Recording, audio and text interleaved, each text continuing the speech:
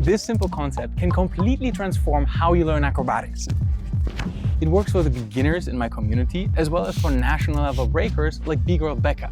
And this is how it works. Use the 4 data dimensions to measure your progress and learn way faster. DATA is an acronym that I'm reasonably proud of, because it took 8 years and thousands of hours of research and teaching to come up with it. But the good news is, it works for every acrobatic skill. Don't worry, you don't have to bring your measuring stick everywhere. You just need to know that every acrobatic skill has a distance measure hidden somewhere. The cartwheel, for example, can be done short, which is good for aerials, or you can do it long. For kick to handstand, for example, it's worth exploring how far away you place your feet from your hands, because some measures are just gonna make it way harder, and other measures allow you to kick up in the right sweet spot. The key to measuring distance is this, though. Don't obsess over the perfect distance. Or do you know what the perfect traveling distance for a macaco is?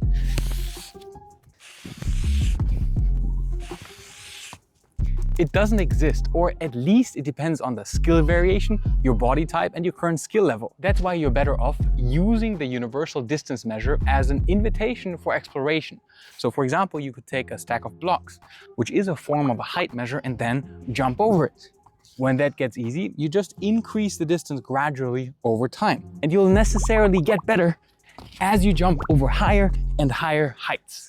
But beware of always using the exact same measure, because eventually your progress will stall, and when that happens, obsessing over a single measure can be counterproductive. That's why I founded the AcroBody Community, so you never have to get stuck using my direct support.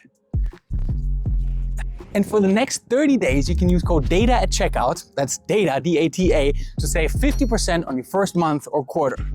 So stop making the same old mistakes in training, because research on differential learning shows that the more variations of a skill you practice, the faster you learn. But beware, because learning doesn't equal performance. The learning performance paradox comes down to this.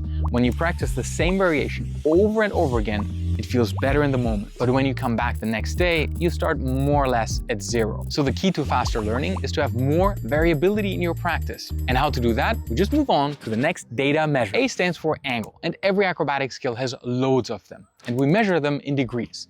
But you don't need a protractor to get started. Do your cartwheels look slanted like this one? Then you can practice in front of a wall and move your hands a little bit closer. As long as you avoid touching your feet to the wall, your cartwheel should straighten out over time.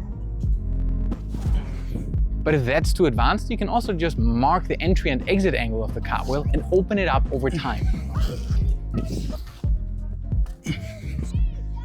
As long as you keep opening up, your progress is virtually guaranteed. And we still have 2 more data measures to go. Next up, T stands for timing. Static skills obviously have a timing measure. To use it, simply set up a timer and try to beat your record from practice to practice. And using a 60 beat per minute metronome can make this even easier, because all you have to do now is listen and count the clicks.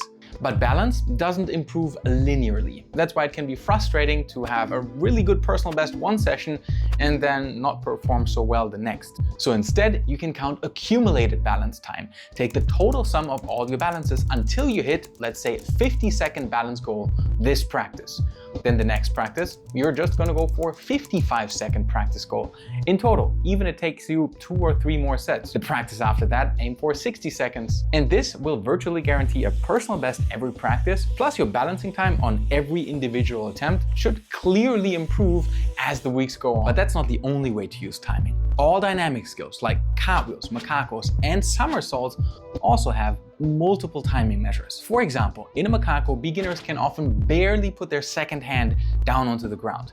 And when they do put it down, it often lands at the exact same time as their feet. Your simple task for progress: increase the time span between your second hand touching the ground and your feet touching the ground. You can even count out loud. In the beginning, it's 1, 2, then 1, 2, then 1, 2. Now this is a slightly more advanced approach, but when used well, you can use it to shatter even long-standing plateaus. Or of course, you can also use our last measure, assistance. Assistance comes in many forms, like a supporting surface, for example, which can make it a lot easier for you to get your first inverted macacos. To learn your first one-arm cartwheels, you can use fingertip support first. Now add to that a timing measure and you can place your fingertips with a slight delay.